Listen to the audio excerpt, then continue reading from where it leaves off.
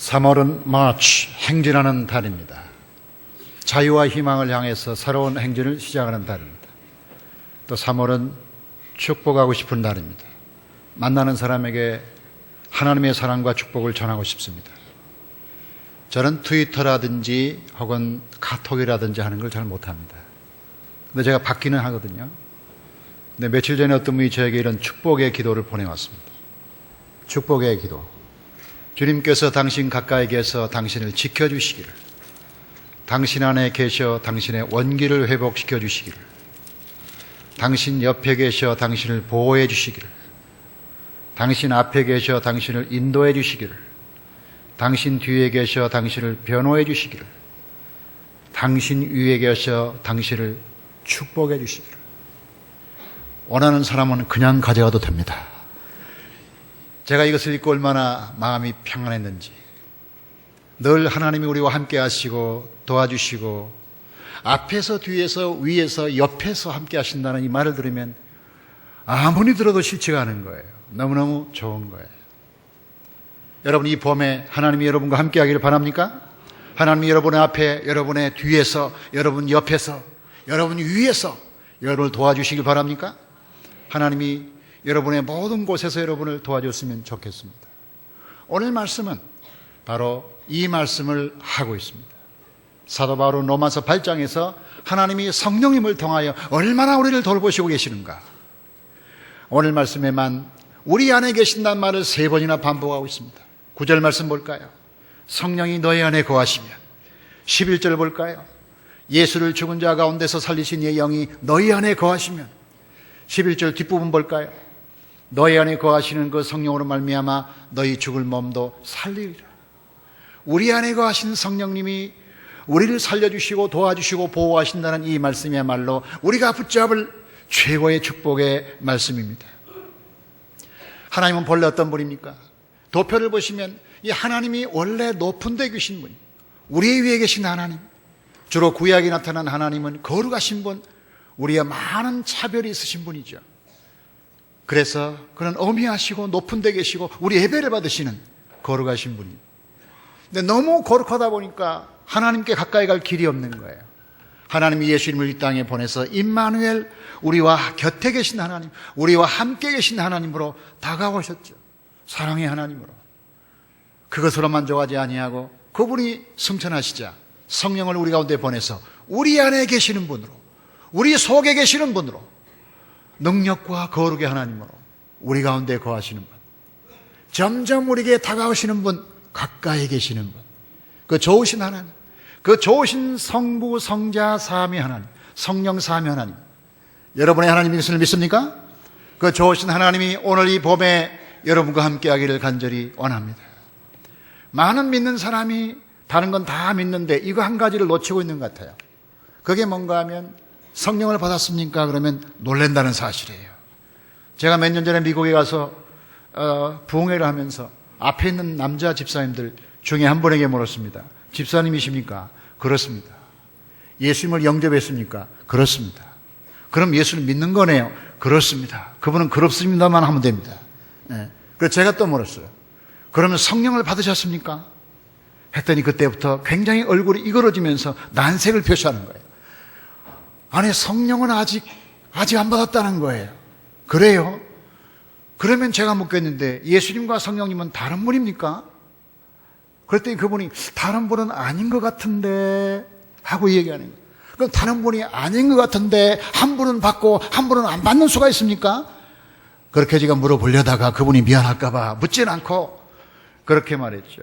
예수님과 성령님이 같은 하나님이시라면, 예수님을 우리가 영접했다는 말은 동시에 영이신 그분이 우리 속에 왔다는 말이 아닐까요? 혹시 그렇게 생각해 보지는 않았습니까? 했더니 그럴 수 있겠네요 그러더라고요. 여러분, 우리가 정말 붙잡아야 할 중요한 복음은 우리가 예수 믿는 그 순간 예수님과 동일하신 하나님이신 그분이 영으로 우리 가운데 들어오셨다는 것이죠. 우리가 느끼든 우리가 느끼지 않든 확인하든 확인이 않든 간에 보이든 보이지 않든 간에 하나님이신 그분이 영으로 우리 안에 거하신다. 성령님이 우리 안에 거하신다. 예수 믿는 사람에게는 모두 하나님의 영이 우리 가운데 계신다. 따라합시다. 하나님의 성령님이 우리 가운데 거하십니다. 크게 하겠습니다. 성령님이 우리 가운데 거하십니다. 우리가 예수 믿고 주님을 영접할 뿐만 아니라 같은 하나님이신 성령님이 우리 안에 거하신다는 이 사실을 놓치면 영적 생활은 안 되는 거예요. 오늘 거룩한 주일에 우리 모두 하나님의 성령님이 우리 가운데 계심을 확인하면서 그 하나님이 우리 가운데 계신 성령님이 우리에게 어떤 역할을 하시며 어떤 축복을 주시며 어떤 기도를 통하여 하나님의 역사를 나타내는가, 말씀을 통하여 하나님의 은혜가 충만하기를 간절히 기원합니다. 먼저 우리가 기억할 것은 성령은 우리 가운데 거하시는 하나님의 능력임을 아는 겁니다. 다 같이 성령님은 우리 안에 계시는 하나님의 능력입니다. 자, 성령님이 누구냐 하고 물으면 성경은 한마디로 답변합니다. 능력이다. 성령이 어떤 분이냐? 능력이다. 이렇게 말합니다. 예수님이 승천하기 전에 이렇게 말씀하셨어요. 누가복음 보니까 볼지어다 내가 내 아버지께서 약속하신 것을 너에게 보내리니 너희는 위로부터 능력으로 입혀질 때까지 이 성에 머물러라. 하나님의 성령에 대해서 예수님이 표현하는 것은 위로부터 임하는 능력, 위로부터 임하는 능력이라고 그렇게 표현한 거예요. 성령은 능력입니다. 파워입니다. 사도행전 1장 8절에도 오직 성령이 임하면 권능을 받고 했습니다. 그러면 이 성령님이 능력이라는 것은 어떤 의미가 있을까? 두 가지 면에서 능력이에요. 하나는 아주 크신 능력이에요. 이 능력이란 말, 권세란 말을 헬라어로 보면 도나미스인데 도나미스란 말에서 영어 다이너마이트가 나온 거예요. 이 다이너마이트라는 거, 폭발하는 힘은 원래 도나미스라는 말에서 왔는데 이 말은 성경에 기록된 능력이란 말이에요. 성경에 기록된 능력이란 말은 다이너마이트는 초자연적인 능력, 모든 산을 부시고 또 모든 사람을 압도시키는 거룩한 능력인 것이죠. 초자연적인 능력인 것이죠. 그런데 이 초자연적인 능력의 또 하나 특징이 뭐냐면 우리 곁에 계셔서 우리를 돕는다 하는 겁니다. 초자연적인 능력은 대개 저 높은 데 있죠. 산 위에 있어요. 하늘에 있어요. 그런데 성령님은 우리 옆에 가까이 계시면서 우리를 돕는다. 그래서 성령을 성경에서 말할 때는 보혜사, 이 보혜사란 말을 헬라어로는 파라크레토스, 이 파라 옆에 있다는 거예요. 크레토스, 돕는다. 그러니까 이 보혜사란 말을 다시 풀면 옆에서 말하는 사람, 옆에서 돕는 사람, 옆에서 협력하는 사람, 이런 사람. 자, 하나님의 성령이 대단한 능력을 가지고 있음에도 불구하고 저 구름 위에 계신 것이 아니라 우리 옆에서 우리의 일상과 함께 한다는 이 사실, 이걸 믿는 것이 예수 믿는 사람이고 이것이 바로 영적인 삶이라고 말할 수가 있습니다. 아멘. 자, 하나님께서 이런 놀라운 축복을 우리 가운데 베푸시는데 그러면 우리 안에 계시는 성령님은 어떤 일을 하시는가? 우리 안에 계시는 성령님이 하시는 일을 한마디로 보여주는 것이 요한복음 16장입니다. 요한복음 16장의 이 말씀이 굉장히 성령을 이해하는 데 중요합니다. 같이 읽겠습니다. 시작. 그가 와서 죄에 대하여, 의에 대하여, 심판에 대하여 세상을 책망하시리라. 죄에 대하여라 하면 그들이 나를 믿지 아니하며 의에 대하여라 하면 내가 아버지께로 가니 너희가 다시 나를 보지 못하며 심판에 대하여라 하면 이 세상 임금이 심판을 받았습니다. 여기 세 단어가 나오는데 죄와 의와 심판이에요. 이것을 도표로 그리면 이래요. 하나님의 성령님이 우리 가운데 역사하시는 모습이 뭔가 이걸 좀 정리 좀 해달라 한다면 성령님이 하시는 첫 번째는 우리의 죄를 사하시고 죄와 싸워 이기는 능력. 성령의 첫 번째 소극적인 의미는 우리 죄를 이기게 하시는 것. 그래서 믿음으로 말미암아 죄 사함 받고 구원을 받게 하시는 것. 이게 성령의 첫 번째 사역이다. 두 번째로 성령은 우리 안에 의를 이루게 한다. 하나님의 거룩한 의, 하나님의 거룩을 닮아가게 한다. 그래서 우리 안에서 예수님을 닮아 거룩한 성화의 길로 가게 하는 것. 이게 성령의 두 번째입니다. 근데 하나님의 거룩하게 하시는 성령의 역사는 여기서 끝나는 게 아니라 우리가 하나님 나라 올라가서 그분의 심판대 앞에 설 때에 하나님의 영광스러운 모습으로 끝까지 승리할 수 있도록 마지막까지 보존하시고 지키시고 도와주시는, 하나님의 심판대까지 도와주시는, 하나님의 영광스러운 모습으로 살도록 견지하게 하시는, 지속하게 하시는 은혜, 이게 소위 영화의 은혜예요. 다시 볼까요? 그 영화. 그래서 하나님이 구원이 하시는 것은 성령님은 구원해 주시고 거룩하게 하시고 영화롭게 하시는 그 모든 일, 우리 신자들의 삶 속에 거의 모든 일을 다 하신다는 거죠. 그리고 우리는 이 성령님의 지배하에 있는 거죠. 제 삶을 돌이켜보면 하나님의 성령의 은혜 안에 살아왔음을 알 수가 있어요. 제가 처음으로 성령 받은 것은 초등학교 6학년에서 중학교로 넘어가는 그 길목의 겨울방학이었어요. 시골에서 초등학교 마치고 도시로 중학교를 갈 때 그 전에 시골교회 부흥회가 됐어요.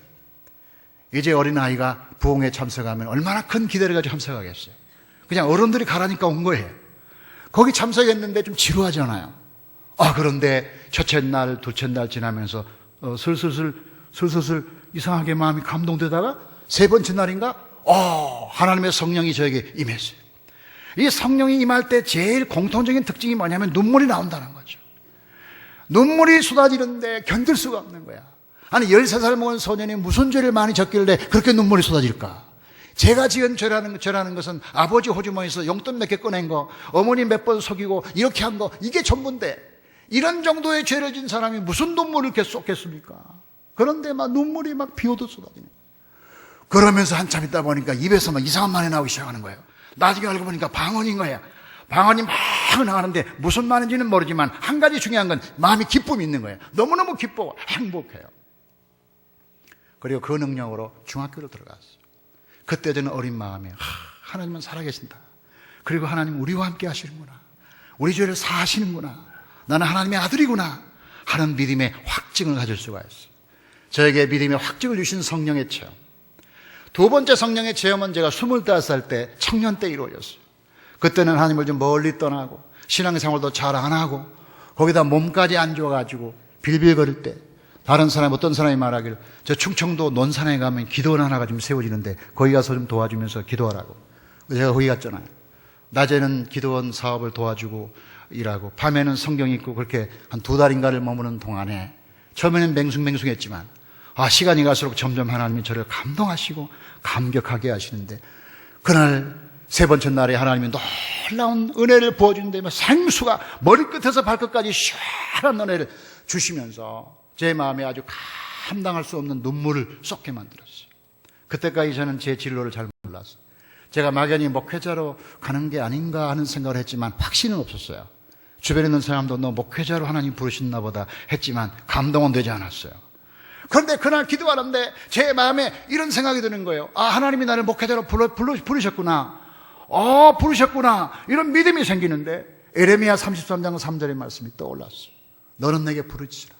내가 내게 응답하겠고 내가 알지 못하는 크고 비밀한 일을 내게 보이리라. 아멘. 이 약속의 말씀을 하라고 하셨어요. 그때 저는 목회자 되기로 마음 먹고 개나리 보따리에 싸 짊어지고 서울로 왔죠. 그 뒤에 지금까지 한 번도 옛날 생활로 돌아가지 않았어요. 하나님 그때 저를 부르셨던 거죠. 부르심의 성령. 성령은 우리를 부르시고 파송하시고 인도하시는 거죠. 세 번째 성령 체험은 제가 목회하는 가운데 일어났어요. 전주에서 목회하고 6년을 마친 뒤에 안식년을 맞아서 미국에 갔어요. 부흥회도 하기 어려운 작은 교회를 세 군데 다니면서 그저 돕는 마음으로 부흥회를 인도하고 이 세 번째 날 부흥회를 다 인도했는데 숙소에 왔는데 웬일입니까? 허리가 삐끗하더니 일어날 수가 없는 거야. 그냥 쭉 뻗어가지고 누워가지고 아무것도 못하겠는 거야. 근데 얼마나 괴롭습니까? 선교사의 집이었는데 이렇게 보니까 책이 있는데 피터 웨거너가 쓴 치유하시는 은혜라는 책이 있는 거예요. 영어로 된 책인데 이렇게 꺼내가지고 그 책을 붙들고 책을 읽기 시작했어요. 책을 읽는데요. 하나님은요 책을 읽을 때에도 성령을 부어주신다. 그 책을 읽는데 역시 마찬가지로 눈물이 막 쏟아지는데 나는 세상에 그렇게 많이 눈물을 흘려본 적이 없어요. 여러분이 목회는 하나님의 소명이고 사명이지만 인간적으로 매우 힘들고 외롭지 않겠습니까? 동의하십니까? 동의를 안 하십니까? 제발 좀 동의 좀 해주세요. 이 얼마나 힘든 일이겠습니까? 지난 한 주 동안 제가 25가정을 방문한 거 아십니까? 25가정. 거기에 많은 또 상도 나고 이런 과정에 서기 때문에 육체적인 건강을 돌볼 기회가 없는 거예요. 그렇기 때문에 그날따라 막 너무너무 서럽게 제가 오는데 제가 생각할 때 그런 거예요. 하나님 난 너무 외롭고 힘들어요. 죽을 지경이에요. 마치 아기가 엄마 품에서 막 흑흑거리면서 우는 심정으로 막 울었는데요. 그때 그 부드러운 성령님이 괜찮아. 내가 너무 함께 하잖아. 하면서 위로하는 걸 느낄 수가 있었어요. 위로의 성령. 그 위로의 성령으로 말미암아 힘을 얻었어요. 여러분, 저뿐이겠습니까? 하나님의 성령이 어떤 때는 확신케 하고 어떤 때는 치유하시고, 어떤 때는 위로하시고, 어떤 때는 길을 보여주시고, 어떤 때는 삶의 고난을 이기게 하시는 다양한 방식으로 하나님의 성령님이 여러분에게도 같이 임하셨고 같이 역사하셨다는 사실을 믿으십시오. 우리가 성령 충만해서 이상한 방언을 말하고 이상한 은사를 받아야 성령 받은 게 아니고, 예수님을 영접하는 그 순간 그분이 우리 속에 들어오셔서 우리와 함께 계신다는 사실이에요. 이 사실을 믿는 게 매우 매우 중요합니다. 자, 두 번째로, 그러면 우리 안에 거하시는 성령님이 어떤 일을 하실까? 우리 안에 거하시는 성령님이 하시는 가장 중요한 일은 뭐냐면 우리를 거룩하게 만드는 거예요. 우리를 거룩하게 만들기 위해서 하시는 일 중에 제일 중요한 게 우리의 죄를 죽이는 일을 한다. 우리 속에는 죄를 이기게 하시는데, 오늘 말씀 13절 볼까요? 이 13절 말씀 보면 너희가 육신대로 살면 반드시 죽을 것이로되 영으로서 몸의 행실을 죽이면 살리니. 다 같이, 죽이면 살리니. 이게 몸의 행실인데, 이 몸이라는 것은 우리 눈에 보이는 이 몸을 말하는 게 아니에요. 우리 눈에 보이는 이 몸을 말하는 게 아니라 우리 몸 속에 있는 또 하나의 지체, 육체성, 죄를 일으키는 본성, 이걸 성경은 육체, 육이라고 말합니다. 여기서 죄가 나오는데 이것 때문에 우리가 자꾸 힘들게 살고 있는 거예요. 왜 성령님은 우리 속에 있는 죄를 이겨야만 하고 왜 우리는 성령이 필요할까요? 이걸 이해하기 위해서 우리가 로마서의 구조를 보는 게 필요해요. 로마서 1장부터 8장까지 구조를 한눈에 보면 이렇습니다. 자, 로마서 1장부터 8장까지 쫙 펼쳐놓으면 그 메시지가 뭐냐? 1장부터 3장까지는 인간은 죄인이라, 이방인도 죄인이고 유대인도 죄인이고 모든 사람은 죄인이고 하나님을 떠났다. 이게 1장부터 3장까지 나오는 현실 진단인 거예요. 그럼 이런 죄인들을 하나님이 받을 수가 없으니까 어떻게 했겠어요? 그의 아드님을 이 땅에 보내서 화목제물로 십자가에 죽이신 거예요. 그래서 그 피로 말미암아 우리가 의롭게 인정받을 수 있도록 예수님이 대신 죽으셨어요. 예수님 피로 우리가 의로워진 거예요. 이게 3장에서 5장이에요. 그럼 6장으로 가면 뭐냐? 우리가 죽었다는 얘기예요. 다 같이, 우리가 죽었습니다. 별로 얼굴에 밝은 빛이 없네요. 여러분이 죽었다니까 별로 행복한 기질이 없는데, 6장의 내용을 한마디로 말하면 우리가 죽었다는 거죠. 6장 2절을 볼까요? 6장 2절의 말씀 보면 죄에 대해서 죽은 우리가 어찌 그 가운데 살려. 6장에서는 우리가 죄에 죽었음을 말하는 거예요. 그런데 이 죄로 죽었던 우리를 고백하기 위해서 하는 게 세례예요. 여러분, 교회에서 세례 받는 거 그냥 교인 되기 위해서 받는 게 아니에요. 죄로 죽은 우리를 고백하고 부활의 사람이 된 것을 선포하기 위해서 세례 받는 거예요. 그러면 6장에서 죽었어요. 그럼 7장으로 가봐요. 다시 도표로 가면 7장에서는 아직도 내 안에 죄가 있다. 이게 7장이에요. 그래서 내가 원치 않는 죄가 나를 괴롭혀서 오라라는 곤고한 사람이다. 이 사망의 몸에서 나를 건져낼 사람이 누구냐고 탄식하는 게 7장. 유명한 로마서 7장이 되는 거죠. 그렇기 때문에 이런 탄식하는 인간을 위해서 근본적으로 죄 문제를 해결하기 위해서 그 다음에 나오는 8장의 성령이란 말이에요. 그러니까 성령의 위치는 굉장히 자연스러운 결과로 우리에게 와주는 하나님의 축복입니다. 이것을 조금 더 자세하게 보려면 6장, 7장, 8장을 다시 봅시다. 로마서 6장, 7장, 8장에 나오는 이 관계를 이해하는 것이 하나님의 성령을 이해하는 중요한 단서가 됩니다. 자, 6장 다시 반복합니다. 6장에서는 예수님이 십자가에서 죽으심으로 말미암아 우리가 죄에 대해서 죽었다. 그것을 고백하는 게 세례다. 그러므로 너희들은 다 죽었다고 여겨라. 너희는 죄에 대해서 죽은 자요, 하나님에 대해서는 산 자로 여겨라. 이미 너희는 죽었다. 이게 6장이란 말이죠. 그러면 우리가 죽었다는 말이 뭐냐? 아직 멀쩡히 살아있는데 우리 보고 죽었다고 성경이 말하고 있다. 이게 어떤 의미냐 하는 게 중요한 거죠. 우리가 죄에 대해서 죽었다는 것을 가장 2000년 교회 역사에서 가장 분명하게 신학적으로 밝혀낸 사람이 존 오웬이라는 사람입니다. 이 존 오웬이라는 사람은 16세기의 영국의 청교도 신학자인데, 존 오웬의 대표적인 작품이 내 안의 죄 죽이기, 내 안에 있는 죄를 어떻게 죽일 건가, 이런 주제로 이 사람은 평생을 머리를 싸매고 연구한 사람입니다. 이 존 오웬의 말에 의하면 우리가 죄에 대해서 죽었다는 말은 첫째로, 죄에 대해 죽었다는 말은 죄를 완전히 도망하거나 없앴다는 말이 아니에요. 죄에 대해서 죽었다는 말은 우리가 죄를 완전히 도망할 수가 없어요. 세상에 사는 동안은 죄가 없어지지 않아요. 그 다음에 죄를 꽁꽁 숨겼다고 해서 죄가 없어지는 게 아니라, 죄는 숨길 수 있는 게 아니에요. 숨겨지지만 다시 나오는 거예요. 그 다음에 우리가 차분하고 온화한 성품으로 변화되었다는 말이 죄에 대해서 죽었다는 말이 아니에요. 얼마든지 우리는 밖으로는 부드러운 표정을 지을 수 있고 온화한 표정을 지을 수 있지만 그 얼굴이 그 마음은 아니거든요. 달라요. 이게 다른 거예요. 네 번째, 우리가 한두 번 죄를 이긴 것이 죄에 대해서 우리가 죽었다는 말이 아니에요. 그럼 죄에 대해서 죽었다는 말이 뭔가? 이거예요. 같이 읽어요. 시작. 죄에 대해 죽었다는 말은 죄의 세력이 우리를 더 이상 지배하지 못하게 되었다는 말이다. 자, 죄의 세력이란 말을 이해해야 되는데, 이 죄의 세력이란 말은 이런 거예요. 우리가 하나님 모르고 살 때는 마귀의 지배를 받는 거예요. 죄의 지배를 받아요. 죄가 우리를 왕노릇하고 있는 거죠. 지배하고 있어요. 그런데 하나님이신 예수님이 이 땅에 오셔서 십자가에 죽으심으로 자기 몸으로 우리를 대가를 주고 샀어요. 우리를 사주신 거예요. 사주심으로 말미암아 주인이 바뀌었어요. 주인이. 옛날에 노예를 사면 새로운 주인이 등장하잖아요. 새로 산 사람이 주인이야. 그러니까 예수님이 십자가상에서 자기 화목제물로 자기를 대가를 지불하고 내가 너희를 샀다. 이제 너희는 내 소유다. 그리고 주님이 우리를 소유 삼았어요. 그러니까 우리가 구원받았다는 것은 마귀와 죄의 세력 하에 있던 우리가 예수님의 세력으로, 예수님의 수하로, 예수님의 지배를 받는 사람으로 영역을 바꾸고 공간을 이동했다는 거예요. 공간 이동. 이 공간 이동에 대한 개념이 골로새 나와요. 골로새 1장 말씀 보면 이렇게 되어 있어요.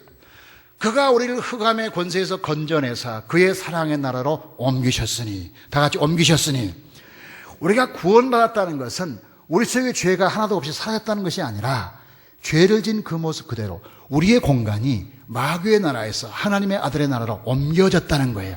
공간적인 이동이요, 신분적 변화를 의미하는 거죠. 실존적 변화가 아니에요. 우리의 몸이, 우리의 죄가 없어진 것이 아니라 우리 몸이 위치가 달라진 거예요.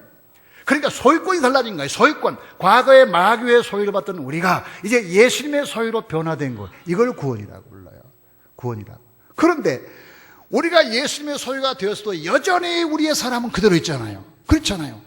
우리의 소속이 바뀌고 영역이 바뀌고 공간이 바뀌었지만 사람 됨은 그대로 있잖아요. 본성은 없어지는 게 아니거든요. 그러니까 7장으로 가는 거예요. 7장으로 가면 뭐냐면 내 속에 내가 원치 않는 죄가 있고 나도 모르는 죄가 있고 아직 힘들다. 사망의 몸이다. 그러면서 탄식하는 게 이게 나의 모습이죠. 그럼 6장은 뭐냐면 예수 믿음으로 변화된 나의 공간적 변화, 신분적 변화를 말하고 있고 7장은 그럼에도 불구하고 여전히 내 속에 있는 나의 본성적 죄가 있다. 이걸 말하는 거죠. 그러니까 6장과 7장은 갈등을 빚는 게 아니에요. 6장과 7장은 우리 존재에 같이 있는 모습이라는 거예요. 같이 있어요. 이거를 비유하면 이런 거예요. 일본 사람들이 1945년에 8월 15일까지는 이 땅에 지배자였죠. 자기들이 한반도의 지배자인 줄 알았죠. 그리고 천황이 항복하니까 물러갔죠. 근데 일본의 식민지 지배가 끝난 거예요. 끝났지만 여전히 일본 사람들이 원산에, 강릉에, 목포에 남아서 자기들이 이 땅을 통치하는 줄 알고 우리를 괴롭혔다 이거야. 상당히 많이 잔소리 많이 하면서 무시하고 그랬다는 거예요. 지금도 무시하잖아요.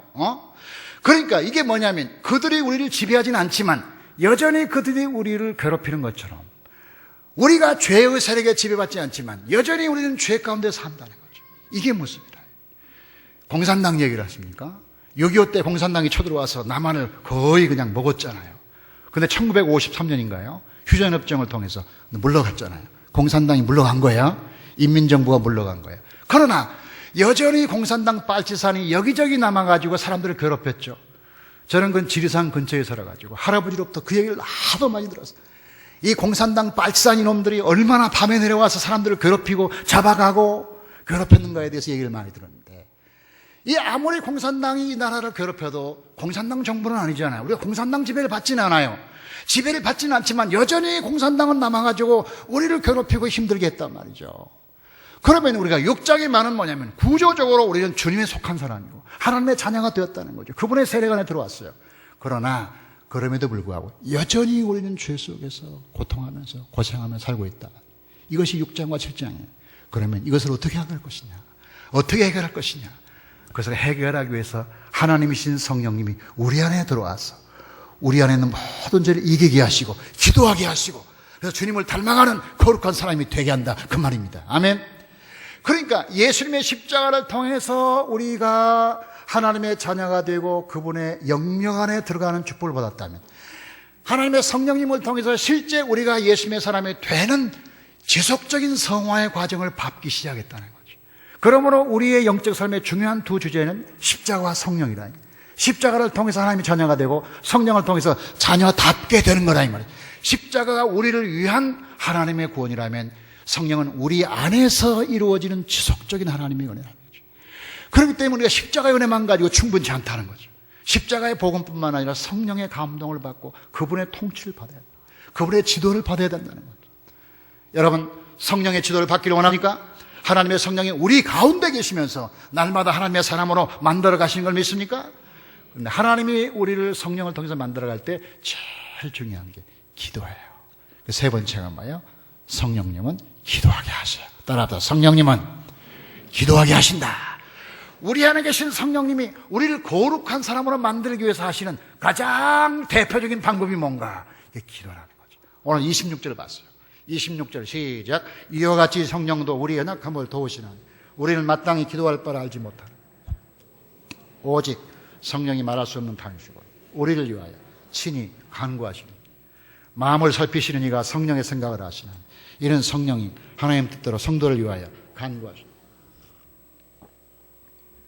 여기에 26절에 보니까 하나님의 성령님이 기도를 통해 우리를 도와주신다. 이 도와주신다는 말이 뭔가 하고 제가 사전을 찾았더니 이 그리스 말로 순 안티 람바노마이, 이 말은 뭐냐면 함께 이렇게 세운다. 함께 이렇게 세운다. 우리 속에 본성적인 죄악이 있기 때문에 우리가 하나님의 은혜 아니면 살 수가 없잖아요. 그러니까 성령님이 우리 안에 들어와서 함께 이렇게 세우는 거야. 넘어진 우리를 이렇게 세워주는 거야. 이렇게 세워주는 거야. 그리고 그분이 우리에게 기도하게 함으로써 우리가 죄를 이기고 주님의 형상을 닮아 살도록 에너지를 공급해 주는 거죠. 성령은 하나님이신 에너지야. 능력입니다. 능력입니다. 에베소서 볼까요? 에베소서 말씀 시작. 모든 기도와 간구로 하되 무시로 성령 안에서 기도하고. 유다서 볼까요? 유다서 20절 시작. 사랑하는 자들아 성령으로 기도하라. 저는 이런 구절 같으면 암송하기 참 좋아해요. 유다서 20절 암송해라. 너무 쉽죠? 시작. 사랑하는 자들아 성령으로 기도하라. 짧을수록 좋은 거예요.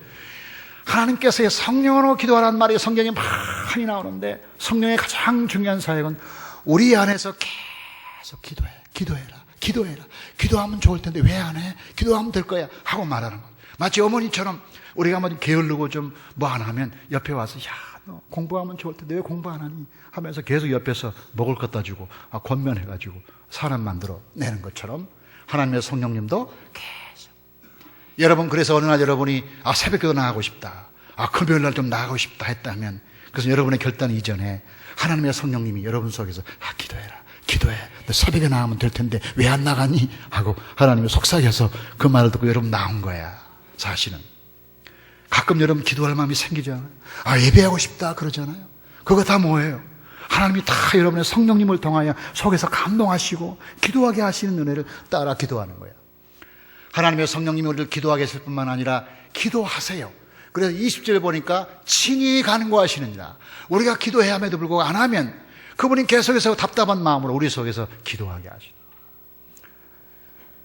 이번 주에 제가 자동차를 몰고 좀 어디를 다녀왔는데 자동차를 몰고 다녀오면서 또 영적인 깨달음을 얻었어요. 우리의 모든 일상이 묵상하면 하나님의 은혜로 더 깨달음을 주시는 거예요. 제가 자동차를 몰고 가는데 그런 생각이 들었어요. 자동차가 앞으로 가네. 이 원리가 뭘까? 이 원리는 혹시 영적인 것과 무관할까? 보니까 이 자동차가 가는 원리가 두 가지더라고요. 하나는 열쇠로 키를 움직이니까 자동차가 부릉부릉 앞으로 가는 거야. 두 번째는 연료가 빵빵해야 돼. 연료가 빵빵해야 가는 거예요. 연료가 없으면 못 가요. 그 쉬운 얘기인데 그것이 저에게 묵상이 됐어요. 그렇구나. 우리 영적 생활은 믿음이 필요하구나. 믿음의 열쇠. 그런데 믿음으로 구원받고 하나님 자녀가 되지만 하나님의 성령의 연료가 없으면 무슨 힘으로 갈까? 아무 힘이 없는 거야. 그러니까 우리가 정말 영적인 생활을 하려면 이미 예수님을 통해서 믿음을 얻었으니 그것으로 만족하지 말고 늘 하나님의 성령의 재고량이 많아야 돼요. 우리 가운데 하나님의 성령의 기름 부음이 많아져야 돼요. 아멘. 왜 우리가 영적 생활을 못하는가? 다른 이유 때문에 그러겠어요. 환경이 안 좋아서 그러겠어요. 예나 지금이나 늘 환경은 안 좋았어요. 나는 환경 좋다는 사람 말을 믿지 않아요. 옛날에는 좋았나? 아니에요. 옛날에도 다 마찬가지예요. 다 마찬가지. 환경이 우리를 지배하는 게 아니라 우리가 환경을 지배하는 거예요. 우리 안에 하나님의 성령이 충만하면 어떤 경우에도 승리할 수가 있습니다. 하나님 우리 교회 축복하시고 기도의 대행진을 명하셨습니다. 하나님이 이거 다 갖췄다. 한신교회는 다 갖췄다. 근데 한 가지가 부족하다. 한 가지 부족하면 다 부족한데 그게 뭐냐? 기도예요. 기도예요. 제가 우리 신자들 보면 다 젠틀맨 같고 스마트하고 뷰티풀하고 컬러풀하고 원더풀하고 다 좋아요. 공부도 많이 하고 또 뭐 잘 사는 것 같아요. 보면. 근데 한 가지 부족해요. 기도가 부족해요. 기도가 부족하니까 안 되는 거예요. 2% 부족해. 2% 부족한 기도. 하나님이 이러한 상황에서 우리 기도의 명령을 주셨어요. 3월 24일부터 시작하는 기도 대행진을 통하여 기도가 회복되고 우리 안에 거룩이 회복되고 기적을 체험하고 하나님이 신 축복받기를 주의 이름으로 축원합니다. 하나님 감사합니다. 거룩한 시간에 우리 모두 하나님을 사모하고 주님을 사랑합니다. 하나님, 우리가 다 갖춰도 기도가 없다면 무슨 소용이 있겠습니까? 기도는 성령의 감동으로 주시는 은혜인데 하나님, 우리 힘으로 되지 않습니다. 하나님, 우리 교회에 기도의 명령을 주셨으니 이건 축복의 명령으로 믿습니다. 우리 교회가 다 갖추고 있지만 기도가 없다면 무슨 소용이 있겠습니까? 우리가 다 갖췄지만 개인적으로 기도가 없다면 얼마나 큰 기적을 체험하겠습니까? 하나님, 이제야말로 기도할 때라고 믿습니다. 아름다운 새봄의 사순절에 우리 모두 기도하게 하시고 기도의 은혜를 부어주십니다. 모든 성도가 무릎 꿇고 하나님의 기적을 체험하게 하여 주시옵소서. 우리 주 예수 그리스도 이름으로 기도하옵나이다.